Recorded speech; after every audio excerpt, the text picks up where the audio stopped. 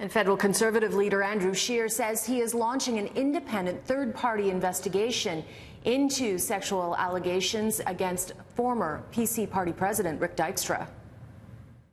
There's always concerns that are raised about what happened. The key is to make sure that if there were breakdowns, if there was a lack of a process, if any of these allegations are true, obviously we have to make sure it doesn't happen again in the future. I think we can all agree on that.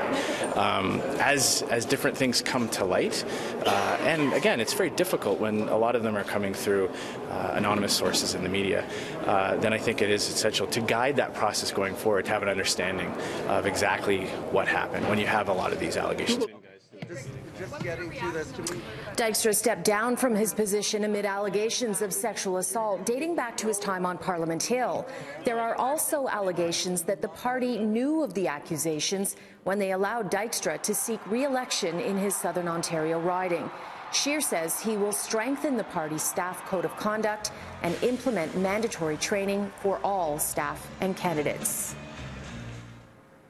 Now, before Dykstra stepped down, of course, so did Patrick Brown, vacating this office amidst allegations of sexual misconduct. And it's hard to believe those allegations surfaced just 1 week ago, and the party has been in turmoil ever since, in an unprecedented week of politics here in this province. For more analysis and insight, here's part of a conversation I had with Adrienne Batra, who is the editor-in-chief at Toronto Sun. I've never seen a week in politics ever like this before. It's unprecedented. Do you think the Tories can pull this together? I mean, their own interim leader, Vic Fideli, yesterday said there's rot in the party. That does not breed trust with voters with an election 4 months away. So I think that notion that there is a lot of negative going on within the party, I know that there was some suggestion there was a hack and finances and fake memberships. And fake memberships.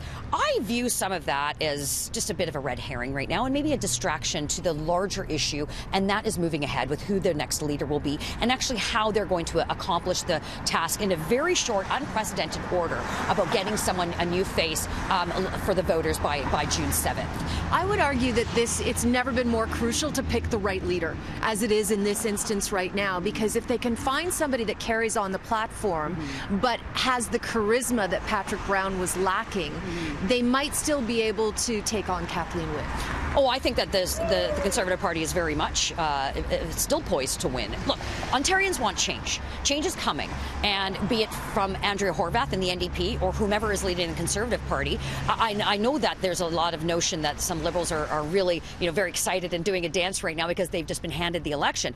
I would say you haven't been paying much attention then, because there's still, regardless of who's leading the Ontario Conservatives, they want change. Ontarians are looking for that. They were in the last one though too, and then that was blown very quickly. Right, but that was blown only because, one specific policy managed to catch fire. This is a different situation.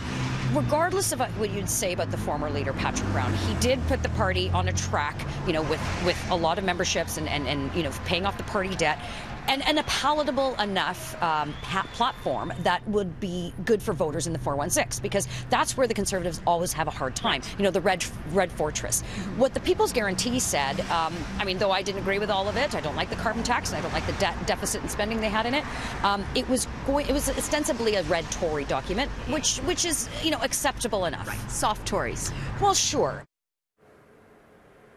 Now, there's a new poll out by Main Street, and it's interesting to note that the Liberals and the NDP have not benefited from Patrick Brown's departure. In fact, what it's done is make more voters undecided. Now, the poll also finds more women would vote for Carolyn Mulroney under the PCs than they would if Patrick Brown was still the leader, and that out of all of the names being floated right now, hers is possibly the best option. However, that could just be because she has the highest name recognition. Now, coming up, what's next for this party in disarray? Well, as the PC leaders will be debating tonight, the executive will be debating the new rules around the PC leadership, and that could be a game changer.